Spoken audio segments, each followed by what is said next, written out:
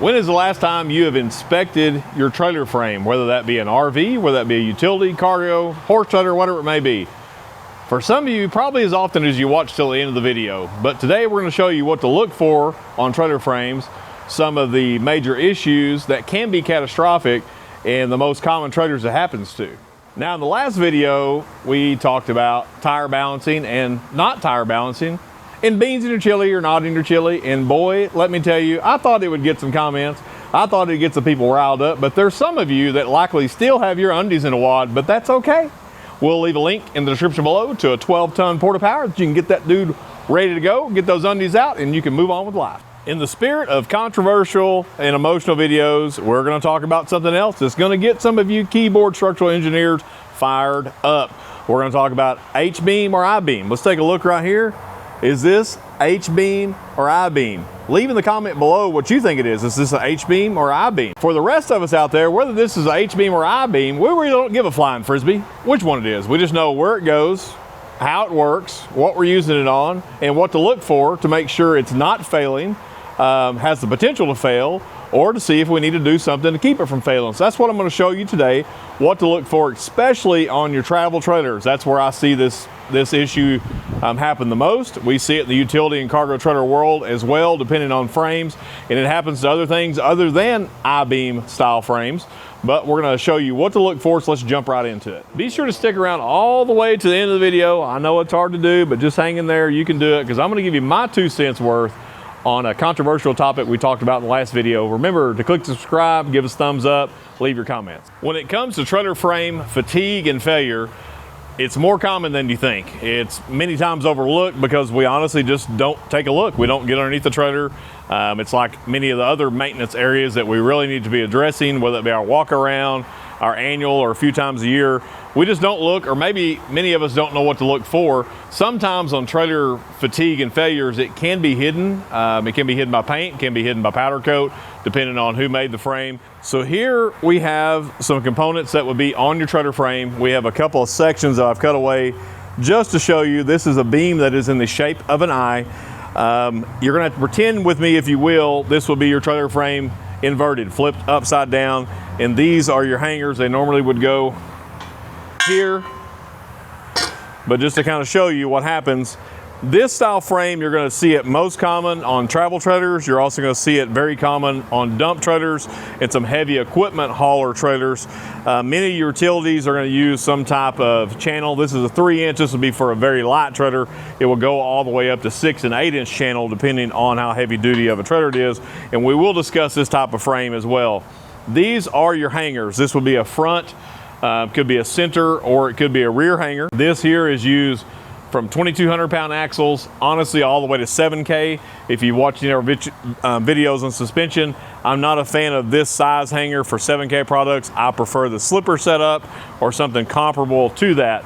But on the beam that is in the shape of an eye, what happens is it will crack in the webbing here. And why that happens, this style beam, whether it's beam in the shape of an I or beam in the shape of an H or in the shape of a C, I guess if you turned it that way, it'd be a U, the failure will happen here. And the reason being, this is very strong with downforce. This way, it's the way this is designed. That's the way it's engineered. It is not so strong this way, so this direction, and it's also not so strong if this happens here. The same is said for this. I have seen some trailers, for support purposes, they have laid this channel flat and mounted something on top of it. If it's very lightweight, that is acceptable, but this will not carry a whole lot of weight. The only time I prefer to see this style, and it would be like in purling, you'd see a metal building. This would be on the sidewall. This would be the correct way to install it for wind shear, pumping against it, because it's most strong this way, but it really has no strength this way. If you have a metal building, you could actually go in and look, and most of them are going to be sagging in the center. Really, the only thing holding it up is the R panel or whatever type of sheathing you have on the outside. So it will fail in this web here, and it will fail in the web here. The flanges usually won't have a problem unless it's failed so bad, and then you will actually get a failure in between the web and the flange wherever this hanger is. And so let's discuss why that happens. I'm gonna slide these together. So imagine your springs being here, then you have the axle in this location. Going down the highway, you're normally fine unless you get some swaying, then it could put some stress. A lot of times on these, especially in the RV, and I think that's why we see it the most, when you get to an RV park, or maybe taking a trip, you're boondocking, whatever it might be, you're having to do a lot of backing, a lot of heavy turning. You can watch your wheels. Your wheels are made to flex. Many times RV or tandem axle trailer, they will flex in and out. That keeps them from breaking. That also keeps them from shearing off the drum or the studs. But sometimes that will happen to the frame as well. You will get some tweaking in. It could both be going the same direction. It could be going apart from one another. And when that happens, the failure will be in this area. And I'm gonna show you in this trailer here behind us shortly what to look for and how to fix it. The same can be said for the channel iron. Many times they will weld this like that, or they'll put it in the center. And again, it does fine as far as downforce. Super strong that way. But if this goes to start doing this, it will compromise that webbing in there and cause it to crack. Sometimes in our heavier trailers where they've been overloaded, if you've ever loaded a trailer, raise your hand, it will actually cause full collapse. I have seen these where they have cracked out, anywhere from a foot to up to 2 foot separation and full collapse in there. At that point, it can become a total trailer. To replace the subframe on some units, it's just not cost effective. Imagine doing it on a travel trailer RV, having to take the top off to do it. Many of the RVs, they have a enclosed floor or enclosed belly in them. The one behind us is open. I like it for this video because we can show you what to look for. So if you were to get underneath your trailer, this is on a travel trailer, look right above the hanger. If you're gonna see a failure with this one has no failure. This is a 16 model. But it's done way more setting than it's been towed. So it's actually in really good shape. Paint and powder coat is still pretty good underneath it. But what you'll see many times, you'll see the paint starting to crack. It'll look like the paint's chipping off, and many times it will be in a bowed shape right above the hanger. The paint will be just kind of a shattered look. That is a sign that it is beginning to fail. You have some fatigue. It may not be cracked yet, but it's on its way to cracking. So if you have a travel trailer especially, this is something you need to be looking at least once a year. There's no reason not to look at it more often than that. And if you have some of that paint starting to chip away, you're going to need to address it at that point. But you need to look at every hanger location. So this is a tandem axle, so it's gonna have 3 hangers per side. You're gonna have your center equalizer hanger that's just as apt to do it. So look at that. If you're unsure, take a wire brush or something and clean off that paint to see if you have a crack in there. If you have a crack, it's definitely more serious. This does have an open belly in it, so you can see both sides of the frame. If you have a enclosed belly, it may be more difficult and costly to fix. So let me grab the camera. I'm gonna show you some of the bracing this does have to help, but we're gonna talk about some additional bracing that can prevent this. So here we do have a lateral support in between the beam that is shaped like an eye. It's not setting center of the hanger, but it's pretty close. So that is definitely going to help. This is a thin piece of metal, but the way it's been stamped, it does have some pretty good structure to it. But if you can see back there on the center equalizer, it does have a support as well, but you have a big notch in it, so that one's not doing a whole lot except for holding on either side of a holding tank. So there's not much going on there, but even with this style bracing, you still can get that fatigue and cracking. So a way to prevent the fatigue in the web itself is some type of lateral bracing, some type of cross member. In the old way, whether it been on an RV or a utility trailer, we would weld in a component. Utility trailers, we still, if it doesn't come that way from the factory, we have an older unit, or if it's been damaged for whatever reason, we go in and weld in a cross member 9 out of 10 times. And the way that could look, a lot of it's going to depend on what type of hanger setup, but as long as the springs would clear in the front, you could weld, we see anything from channel iron, tying the two together, heavier angle iron. I've seen rectangular tubing, square tubing. Sometimes, depending on the height of the hanger, it may interfere with the spring. So at that point, you would have to go in this way. And what that does, it just kind of boxes everything together. In my opinion, it doesn't make it any stronger per se. Like, you're not necessarily adding structure. You are adding structure, but you're not adding a ton of strength to it. You're just making it a little more reliable. You're just reinforcing it, I guess would maybe be a better way to say that. If you have a heavier, this will be a slipper style. And on your better manufacturers, they're always going to have at least a piece of channel welded in like that. And your better manufacturers on the front of this, they will have a secondary piece of square tubing or a heavy piece of angle welded in just to beef that whole area up. And they're going to have that at least on the front and rear hanger on a tandem axle. And then many times they will have a smaller, whether it be square or rect tubing or angle iron in between the equalizer hangers. Equalizer hangers take a lot of force. If you're hauling let's talk about a utility trailer. If you have an 83-inch wide bed utility trailer with a wood floor and you're hauling a heavy skid steer or a Mini X, you're concentrating that load so heavily in the center of that trailer, and everybody, for whatever reason, we've been taught to load right on top of the axles. If you know anything about loading, that's not necessarily the case. We'll leave a link in the description below to a video when it comes to loading, how to position that load.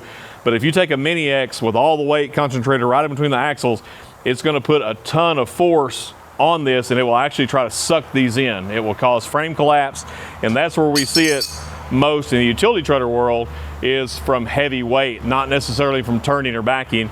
In the RV travel trailer industry, a lot of it I think is to do from tight turns, tight backing, trying to get that 32-foot RV in the 30-foot spot, things like that. We will see many times in the manufacturing process for travel trailers, I'm gonna lay this sideways so we can maybe get a better shot.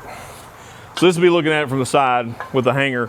Many times they'll take, now this is a thin piece, this is just here for illustration. They will weld in a piece like that. And what that's doing, they'll do it on one side only. Sometimes they'll even use angle iron. That will add some structure to it, but many times I'll still see it crack at the weld. They'll put a hard solid weld on there and it will actually fatigue the web on there, and I'll see it crack. A while back I had a gentleman from California that was traveling down into South Texas for vacation with his family. He pulled over to get fuel just north of where we're at, and he noticed his axle was setting kind of funny, and when he looked underneath, he seen what the problem was. They had this style of bracing, but it actually cracked the frame out, and it was starting to peel the whole hanger out, and it caused axle shift, and it was starting to fatigue on the other side. He was fortunate enough to catch it. We were able to do an emergency repair and get him down the road. It can be catastrophic, and sometimes it's, I think two factors. I don't think it's necessarily the RV industry cheapening up. It could or cannot be, but one of the biggest factors is many times we put too much cargo in our travel trailers, or we don't position it correctly, especially if it's a toy hauler or something like that, and just rough roads and turning and tight turns in RV parks. Sometimes, just pay attention when you're backing. If you don't have a pull-through spot, if you're backing into an RV spot, just pay attention to how much those wheels are flexing. It looks like you're bending the axle or wheel. That stress is going all through the frame of that trailer. So this here may be better than nothing, but I think there's another way, especially in the RV industry, that you can do this yourself. If you have any mechanical skills, you can DIY this. If not, do your research on it. I wanted to see it on the road for a while before I, said I like it or dislike it. I will say I think it's a good idea. I think it works. For the most part, it's pretty easy install. If you have just some basic tools around, you can do it. So I'm going to get that right now. We're going to mock that up and show you what it is. So here we have the X Factor cross member setup. This is not sponsored by X Factor. I purchased these for this unit. We're actually going to upgrade this travel trailer because it is going to travel more in the future than it has in the past. So instead of welding them in, I am going to go ahead and utilize this setup. I've looked at it long enough. I think it's great. It looks pretty easy to install. You will need one of these kits per cross member, whether you decide to do all of them or do just one hanger setup, I should say, instead of cross member. But this one we're going to install a total of 3. If you decide to go this route, we will leave a link to this description below, but go check out the website to make sure you get the right part number for your application. There is some variances depending on what type of suspension you're running. If you use any of the CRE style upgraded suspension, you need to make sure it's specific for that. Make sure the width, it is universal. It will go in and out to try to accommodate that, but make sure you get the correct one and don't have to send it back. So we're going to open it up. Not going to show you the install on this. It's pretty straightforward once you open it up, once you read the instructions. After we get it installed, I may do a review on it down the road personally, but I've seen a lot of great feedback. I just think it's a good product. Be sure to use the instructions. Comes with all your hardware, nice and neat in a kit. I'm gonna set it in the floor so I'll drop it on my toes. And then the cross member itself. These are the brackets that will attach to the hanger area, and this is the actual cross member. And you can see it has a ton of adjustment. So depending on what size frame width that you have a lot of adjustment. It's not super heavy, but it doesn't need to be super heavy. It just needs something just to get that flex from side to side out of there. If you decide you don't want to do this and weld something in, more power to you. I discourage that on the travel trailer just because many times there's a lot of stuff in the way. There's stuff that you can easily catch on fire. It's just different than doing a utility trailer. This modification or upgrade, just like anything we say, always double check to make sure it's not going to compromise or void your manufacturer's warranty on your unit or on the frame.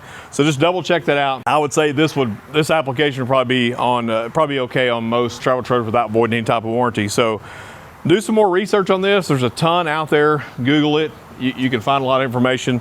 I think it's very helpful if you don't have it. If you're towing a lot, I think it's worth the investment. I think it will save you money down the road, whether you're going to keep that unit or you're going to trade it in. Because if you do get frame fatigue, if somebody sees that and knows what they're looking for, it's going to be a turnoff for them, and they're going to want it repaired. They may want it repaired by, not a DIYer, but a qualified welder to do that, and that's where you're going to spend some bucks. So in case you were wondering, I'm a no beans in your chili guy when people are watching. Now, what I do at my house is my business. So if there were to happen to be some 5-bean chili made, probably gonna eat it. Probably gonna put some sour cream in there. Probably gonna put some cheddar cheese in there and some sweet cornbread in there. If you know what sweet cornbread is, raise your hand. Thanks for all the comments on the Chili Talk, all the funny feedback. I love that. I like funny stuff. I like funny comments. For all y'all that got your undies all in the wad, maybe you'll get over it, maybe you won't. Remember to check the Porta Power out. If you're still hanging in there, but I doubt that you're hanging in there this long. I like beans in my chili. I like beans not my chili, but when in Texas, I gotta wear this just to keep my rep up. So thanks for watching. Make sure you check your trailer frame out. Make sure you tighten the lug nuts, balance your tires, and we will see you rolling down the road.